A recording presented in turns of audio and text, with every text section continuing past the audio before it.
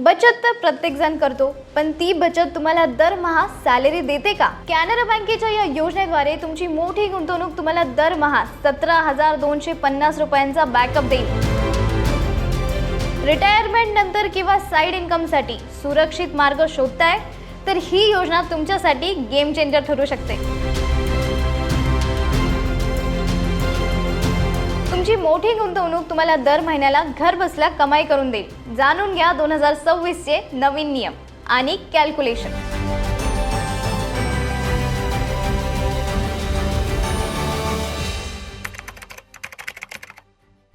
नमस्कार मित्रांनो, मी आहे निकिता दादासाहेब तुपे आणि तुमचं बॉसवाला मराठीमध्ये खूप खूप स्वागत आहे. आज आपण अशा एका विषयावर बोलणार आहोत जो प्रत्येकाच्या जिव्हाळ्याचा आहे, ते म्हणजे सुरक्षित आणि खात्रीशीर उत्पन्न. बघा, आजकाल शेअर मार्केट कधी वर जातं तर कधी खाली. अशा वेळी आपल्याला टेन्शन येतं की आपले पैसे सुरक्षित आहेत का, आणि सर्वात महत्त्वाचं म्हणजे दर महिन्याला आपल्या हातात काही ठराविक रक्कम येईल का. शेअर मार्केट तुम्हाला मोठे रिटर्न्स देऊ शकतं, पण दर महिन्याला सॅलरी सारखा फिक्स पगार देण्याची गॅरंटी देत नाही. पण विचार करा, जर तुम्हाला अशी एखादी योजना मिळाली जिथे तुमचे पैसे सुरक्षित राहतील आणि तुम्हाला दरमहा 17,250 रुपयेपर्यंतची खात्रीशीर रक्कम मिळाली तर. आज आपण कॅनरा बँकेच्या मंथली इंटरेस्ट पे आउट सुविधेबद्दल सविस्तर माहिती घेणार आहोत. पण जर तुम्ही या चॅनलवरती नवीन असाल तर अशाच माहितीपूर्ण व्हिडिओसाठी आत्ताच सबस्क्राईब बटन क्लिक करा. आता ही योजना नक्की काय आहे मित्रांनो? तांत्रिक भाषेत सांगायचं तर ही तुमच्या मुदत ठेवीची म्हणजे फिक्स डिपॉझिटचा एक प्रकार आहे.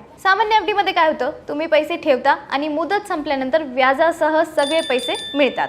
पण या योजनेत तसं नाही. इथे तुमचे जे काही व्याज जमा होतं ते बँक पुन्हा मुदतीत न टाकता थेट तुमच्या बचत खात्यात म्हणजे सेव्हिंग अकाउंट्समध्ये जमा करते. तर एक गोष्ट लक्षात ठेवा, बँक साधारणपणे चक्रवाढ व्याज म्हणजे कंपाऊंडिंग इंटरेस्ट तिमाही आधारावरती मोजतात. पण जेव्हा तुम्ही ते दर महिन्याला मागता तेव्हा बँक त्यात थोडा डिस्काउंटिंग फॅक्टर लावते. त्याचा अर्थ असा आहे की तुम्हाला तुमचे पैसे वेळेआधी मिळत असल्यामुळे गणितात थोडा बदल होतो, पण तो तुमच्या फायद्याचाच असतो, कारण तुम्हाला दरमहा खर्चायला पैसे मिळतात. जे लोक निवृत्त झाले आहेत किंवा जे फ्रीलान्सिंग करतात त्यांच्यासाठी हा एक उत्तम बजेट बूस्टर आहे. तर आता आपण योजनेच्या अटी आणि नियमाबद्दल जरा सविस्तर बोलूया. मित्रांनो, यात गुंतवणूक करणं इतकं सोपं आहे की कोणताही सामान्य माणूस आपल्या बचतीला एक नवा आकार देऊ शकतो. तर मी तुम्हाला सांगते, किमान गुंतवणूक तुम्ही अगदी 1,000 रुपयांपासून या योजनेसाठी सुरुवात करू शकता. म्हणजे तुमच्याकडे मोठी रक्कम नसेल तरीही तुम्ही लहान गुंतवणुकीतून मासिक व्याजाचा आनंद घेऊ शकतात. आणि दुसरं म्हणजे गुंतवणुकीचा कालावधी. इथे तुम्हाला खूप फ्लेक्सिबिलिटी मिळते. तुम्ही 1 वर्षापासून ते 10 वर्षापर्यंतच्या कोणत्याही कालावधीसाठी तुमचे पैसे फिक्स करू शकतात. तुम्हाला हव्या त्या ध्येयासाठी तुम्ही हा काळ निवडू शकता. आता इथं सुरक्षिततेची खात्री. आपल्या मराठी माणसाला सर्वात मोठी भीती असते की म्हणजे माझे पैसे बुडणार तर नाही ना. पण काळजी करू नका, कॅनरा बँक ही एक मोठी सरकारी बँक आहे, त्यामुळे तुमची मुदल आणि व्याज दोन्ही पूर्णपणे सुरक्षित आहे. आणि कर्ज सुविधाबद्दल बोलायचं झालं, समजा तुम्ही 5 वर्षासाठी पैसे गुंतवले आणि अचानक 2 वर्षानंतर तुम्हाला पैशाची तातडीची गरज भासली तर काय करायचं? अशा वेळी तुम्हाला तुमची डिपॉझिट मोडण्याची गरज नाही. तुम्ही तुमच्याच ठेवलेल्या रकमेवरती 90% पर्यंत कर्ज घेऊ शकता. म्हणजे तुमचं मासिक व्याजही चालू राहील आणि तुमचं कामही अडकणार नाही. आणि बरं, एवढंच नाही, ज्येष्ठ नागरिकांसाठी झुकतं माप आहे. कॅनरा बँक आपल्या ज्येष्ठ नागरिकांचा नेहमीच सन्मान करते. जर तुमचं वय 60 वर्षापेक्षा जास्त असेल किंवा 80 वर्षांपेक्षा जास्त असेल म्हणजे सुपर सिनियर सिटीजन असेल तर तुम्हाला सामान्य जनतेपेक्षा जास्त व्याजदर दिला जातो. तर याचाच अर्थ असा आहे की तुमच्या आयुष्याची पुंजी सुरक्षित हातांमध्ये राहून तुम्हाला दर महिन्याला एक सन्मानजनक पेन्शन मिळवून देण्यासाठी ही योजना डिझाईन केली आहे. म्हणून रिटायरमेंट प्लॅनिंग करण्यासाठी हे एक वरदान ठरू शकतं. तर मित्रांनो, 2026 चे नवे व्याजदर काय आहेत ते मी तुम्हाला सांगते. मे 2026च्या अपडेट अनुसार जर तुम्हाला जास्तीत जास्त फायदा घ्यायचा असेल तर तुम्हाला स्पेशल कालावधी म्हणजे स्पेशल टेन्युअर्स निवडावा लागेल. सध्या कॅनरा बँक 444 दिवस आणि 555 दिवसाच्या योजनेवरती खूप चांगला व्याज देत आहे. म्हणजे जर आपण आकडेवारी पाहिली तर 1 ते 2 वर्षाच्या नियमित गुंतवणुकीवरती सर्वसामान्यांना 6.25 ते 6.40% व्याज मिळतं. तर ज्येष्ठ नागरिकांना 6.75 ते 6.90% व्याज मिळते. पण तुम्ही जर 444 दिवसांची योजना निवडली तर सर्वसामान्यांना 6 6.60%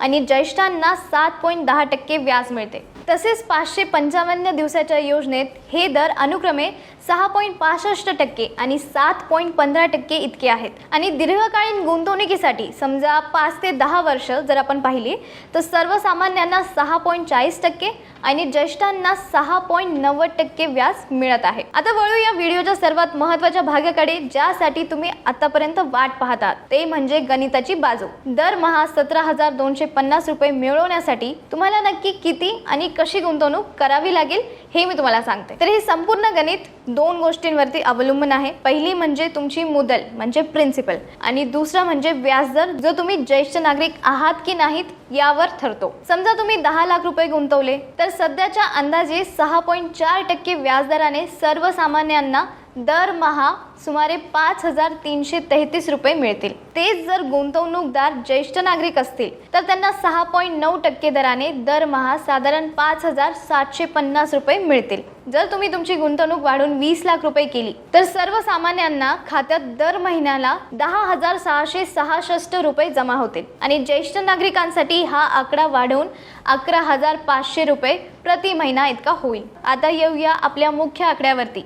जर तुम्हाला दरमहा 17,250 रुपये इतका परतावा हवा असेल तर ज्येष्ठ नागरिकांना 30 लाख रुपये या योजनेत गुंतवावे लागतील. सर्वसामान्य लोकांसाठी याच गुंतवणुकीवरती साधारण 16,000 रुपये दरमहा मिळतील. विचार करा, निवृत्तीनंतर फक्त 30 लाख रुपये सुरक्षित ठेवून तुम्हाला 17,000हून अधिकचा पगार घर बसल्या मिळू शकतो. आणि जर कोणाकडे मोठी पुंजी असेल आणि त्यांना 1 कोटी रुपये गुंतवायचे असतील तर सर्वसामान्यांना दरमहा 53,332 रुपये मिळतील. पण ज्येष्ठ नागरिकांसाठी ही लॉटरीज आहे, कारण त्यांना दर महिन्याला तब्बल 57,500 रुपये इतकी मोठी रक्कम व्याजाच्या स्वरूपात मिळेल. मित्रांनो, हे आकडे 2026च्या अंदाजित व्याजदरावरती आधारित आहे. तुमच्या घरच्या गरजा, मुलांचे शिक्षण किंवा अगदी तुमची स्वप्न पूर्ण करण्यासाठी हा मासिक हप्ता खूप मोलाचा ठरू शकतो. सर्वात चांगली गोष्ट म्हणजे तुमची मूळ रक्कम बँकेत सुरक्षित राहते आणि तुम्ही फक्त तुमच्या व्याजावरतीच तुमचं आयुष्य आरामात जगू शकता. मित्रांनो, अजून एक गोष्ट नीट ऐका.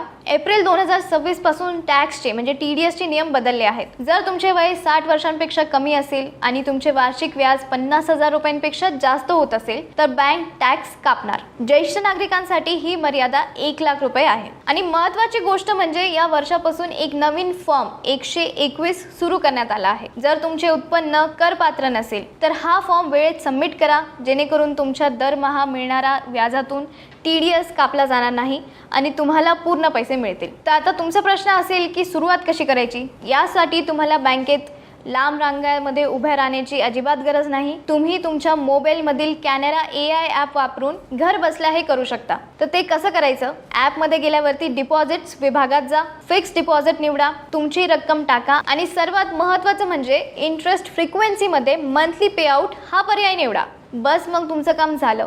तुमची पावती डिजिटल स्वरूपात तयार होईल आणि पुढच्या महिन्यात तुमची व्याजाची रक्कम जमा व्हायला सुरुवात होईल. जर तुम्हाला तंत्रज्ञान वापरण्यात अडचण येत असेल तर तुम्ही तुमच्या जवळच्या कॅनरा बँकेच्या शाखेत जाऊनही हा फॉर्म भरून देऊ शकता. तिथले अधिकारी तुम्हाला नक्कीच मदत करतील. तर मित्रांनो, 2026च्या काळात कॅनरा बँकेची ही योजना एक ओल्ड रिलायबल म्हणजेच अत्यंत विश्वासार्ह पर्याय आहे. जर तुम्हाला तुमची बिल भरण्यासाठी किंवा एखादी SIP सुरू करण्यासाठी दर महिन्याला ठराविक रक्कम हवी असेल तर या योजनेबद्दल नक्कीच विचार करा. तुम्हाला ही 2026ची अपडेट माहिती कशी वाटली? आवडली असेल तर नक्कीच लाईक करा आणि अशाच बँकिंग आणि फायनान्स संदर्भातील माहितीसाठी आपल्या बॉसवाला मराठी चॅनलला सबस्क्राईब करायला विसरू नका. चला तर मग तुमचं भविष्य सुरक्षित करा आणि आजच तुमची मंथली इन्कम सुरू करा. धन्यवाद.